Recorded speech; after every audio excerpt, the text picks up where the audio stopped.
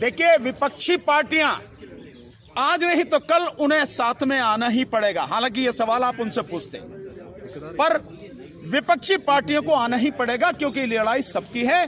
और विपक्षी पार्टियां अगर नहीं आएंगी तो देश की जनता माफ भी नहीं करेगी, क्योंकि अगर देश बर्बाद होता है और ये चुनाव ईवीएम से होता है तो इसमें विपक्ष भी उतनी ही भागीदार होगी जितनी बीजेपी या सरकार। इसलिए विपक्ष को आना ही पड़ेगा।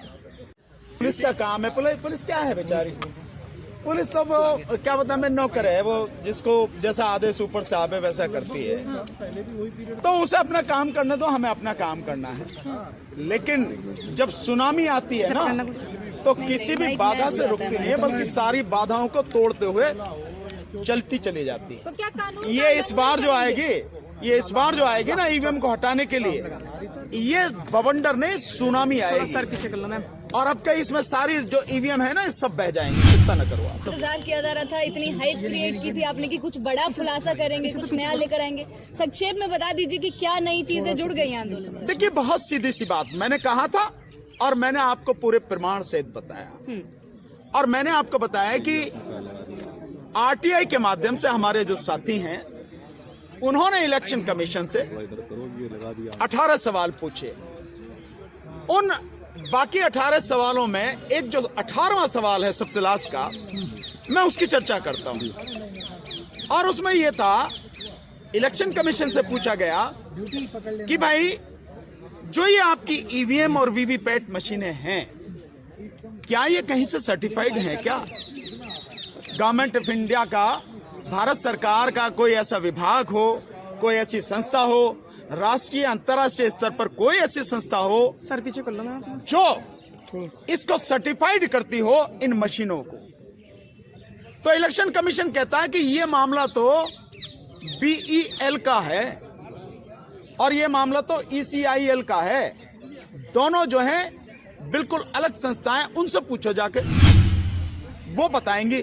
RTI में उनसे पूछो आप, कोई बात नहीं, हमारे साथी उनके पास चले गए। तो BEL से पूछा तो BEL ने क्या जवाब दिया? ये RTI, तीनों RTI हैं, देखें ये, हाँ बिल्कुल ऊपर करके दिखाऊंगा। ये देखो, ये RTI है जो इलेक्शन कमीशन को लगाई गई थी। सॉरी, ये वाली, ये RTI है जो इलेक्शन कमीशन को लगाई गई थी। इसमें जो 18वां सवाल है, ये पीछे, ये वो सवाल है जिसमें पूछा कि आपके पास कोई सर्टिफिकेट है इसका। और इसके बाद जब उन्होंने कह दिया कि उनसे पूछो जाके, तो हम BEL के पास गए। तो BEL बेंगलोर, यानी भारत इलेक्ट्रॉनिक्स लिमिटेड बेंगलोर, उसको जवाब जब मांगा तो उसने ये जवाब दिया। और जवाब है उसका इस पेज पर, 18वां सबसे नीचे। वो क्या कहता है? वो कहता है कि भाई हम तो केवल मशीनें बनाते हैं, EVM और वीवीपैट, और वो भी जो इलेक्शन कमीशन की स्पेसिफिकेशन आती है उसकी टेक्निकल एक्सपर्ट कमेटी से, जो वो कहती है हम तो उसको बनाते हैं और वही आके उसका इंस्पेक्शन करती हैं। हमारा तो इतना ही काम है। उसने नहीं बताया कि कोई सर्टिफिकेट है या नहीं। अब तीसरी ये बात लगाई, हमने जो RTI लगाई तो हमने लगाई ECIL के पास। ECIL की ये है जो RTI है, ECIL की। तो ECIL ने कहा, उससे जब पूछा कि सर्टिफिकेट भैया कोई है, ECIL कहता भैया सर्टिफिकेट वगैरह कुछ नहीं है। वो सीधे सीधे कहता है कि भाई third party inspection is done by STQC, government of India. ये तीसरी पार्टी केवल इंस्पेक्शन करती है, वो आके जो STQC है संस्था भारत सरकार की, ये इंस्पेक्शन करती है। बस, उसने नहीं कहा कि ये सर्टिफिकेट देती है। मतलब ये, मैं बार बार इस बात को कह रहा हूं, आप बाजार से कोई चीज लेने जाओ खाने की, तो खाने की चीजों का एक स्टैंडर्ड है, उसके लिए सरकार ने एक विभाग बनाया हुआ है, वो सर्टिफाइड करता है। देन उसकी बाकायदा मोहर होती है उस पर लगी हुई लेवल पे, और उसके बाद में व्यक्ति जाता देख ले भाई हाँ यही है, तो खाने पे क्या होता है? FSSAI। और अगर सोना लेने जाओ, हॉलमार्क देखा है, जो 100% प्योर होगा क्या है? हॉलमार्क। और आप और कोई लेने जाओ, जैसे प्रेशर कुकर लेने जाओ या कोई और मशीन, तो उसको दिखा तो ISI। ये सब होता है। तो ये जो है, और इलेक्ट्रॉनिक जो आइटम है उनके लिए है BIS। ये इलेक्ट्रॉनिक आइटम से कोई सर्टिफिकेट होना चाहिए? कोई सर्टिफिकेट नहीं है। किस व्यक्ति ने बनाई? कोई चीज इजाद करता है, ये आपका कैमरा है, मोबाइल है, कुछ भी है, जो व्यक्ति बनाएगा वही उसका मालिक है ना, बनाने वाला। उसका नाम होना चाहिए, उसके नाम से पेटेंट होना चाहिए ना। कोई नहीं जवाब है। उसके बाद में उस व्यक्ति के अलावा जैसे जैसे आप यूज करें, कोई टेक्नोलॉजी, कुछ कहीं से कुछ होना चाहिए, कोई सर्टिफिकेट नहीं है। 140 करोड़ भारत के नागरिकों के साथ ये बहुत बड़ा धोखा उनकी पीठ में छुरा फूंका जा रहा है कि जो आप जिससे कर रहे हैं, कोई उसका डॉक्यूमेंट आपके पास नहीं। और दूसरी बात जो मैं आपसे कह रहा हूं कि षड्यंत्र क्या है, ये जो ECIL है, ये गवर्नमेंट ऑफ इंडिया का उपक्रम है, पब्लिक सेक्टर है, ये भारत सरकार का उपक्रम है। और इलेक्शन कमीशन क्या है? बिल्कुल इंडिपेंडेंट।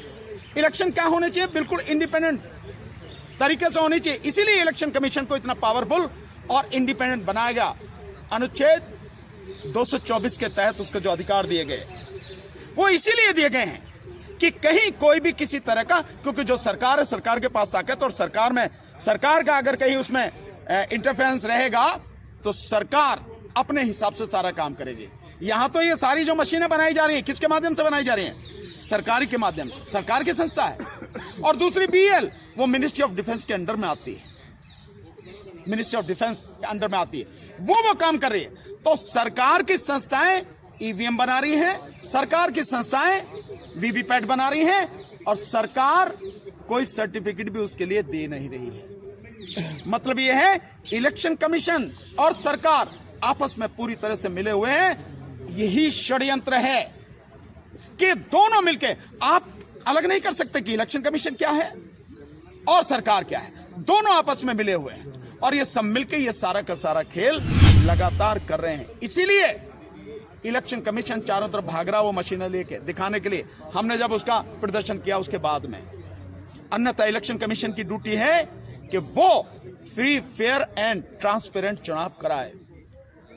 बैलेट पेपर को बनने में कितने दिन लगते हैं? बैलेट पेपर मात्र 8 दिनों में छप जाता है, मात्र 8 दिनों में। नॉमिनेशन वापस लेने की, यानी नाम वापस लेने की जो आखिरी तारीख होती है, उसी दिन शाम को 3 बजे के बाद लिस्ट बनती है कि अब कौन कौन लोग मैदान में रह गए, यानी कौन कौन कैंडिडेट हैं। और उनकी लिस्ट बनने के बाद में उनको सिंबल अलॉट किए जाते हैं। जो पार्टियां हैं, रिकॉग्नाइज पार्टियां हैं, नेशनल, स्टेट, उनके अपने सिंबल होते हैं। बाकी जो इंडिपेंडेंट होते हैं उनको सिंबल अलॉट किया जाता है, और शाम को 5 बजे के आसपास पूरी लिस्ट हो जाती है कि ये कैंडिडेट है, ये इनका सिंबल है। और उसके बाद बैलेट पेपर छपता मात्र 8 दिनों में। ये मशीनें सालों से, प्लीज, ये मशीनें सालों से बनती हैं।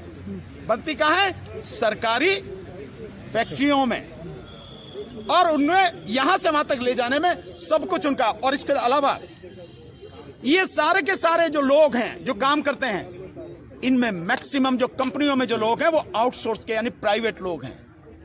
यानी सरकार में जो बैठे हैं वही छटे हुए बेईमान हैं। देश में ये जो मशीनें काम करती है, क्या किसी का भरोसा है उस पर कि वो ईमानदार होगा? इतने बड़े भ्रष्टाचारी हैं, अपनी नौकरी बचाने के लिए देश की जनता की गर्दन काटने में जरा सी देर नहीं लगाते। तो प्राइवेट कैसे आप उन पर विश्वास कर लेंगे? प्राइवेट कैसे वफादार हो पाएगा? और जबकि इलेक्शन का प्रोसेस पूरी तरह से इंडिपेंडेंट, पूरी तरह से निष्पक्ष होना चाहिए।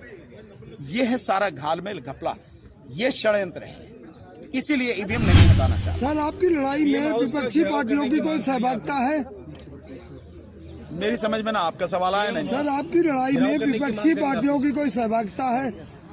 देखिए, विपक्षी पार्टियां आज नहीं तो कल उन्हें साथ में आना ही पड़ेगा। हालांकि ये सवाल आप उनसे पूछते, पर विपक्षी पार्टियों को आना ही पड़ेगा, क्योंकि लड़ाई सबकी है। और विपक्षी पार्टियां अगर नहीं आएंगी तो देश की जनता माफ उन्हें भी नहीं करेगी। क्योंकि अगर देश बर्बाद होता है और ये चुनाव ईवीएम से होता है, तो इसमें विपक्ष भी उतनी ही भागीदार होगी जितनी बीजेपी या सरकार, इसलिए विपक्ष को आना ही पड़ेगा। आपने 25 फरवरी को पीएमओ को घेराव का भी ऐलान कर दिया है, 2 तारीखों का ऐलान किया है। हाँ बिल्कुल, नहीं जब लड़ना ही है तो फिर उसी से लड़ना है जिसके सामने सारी चीजें हो रही हैं, जिसकी वजह से सब कुछ हो रही है। तो इसीलिए हमने 25 फरवरी की जो हमने डेट निश्चित की है, वो 25 फरवरी को हम लोग मंडी हाउस इकट्ठा होंगे और वहां से सारे देश के लोग यहां इकट्ठा होंगे और प्राइम मिनिस्टर ऑफिस का घेराव करने चलेंगे और उसके बाद राष्ट्रपति को ज्ञापन देंगे। ये हमने डेट तय की 25 फरवरी की। चलिए ठीक है।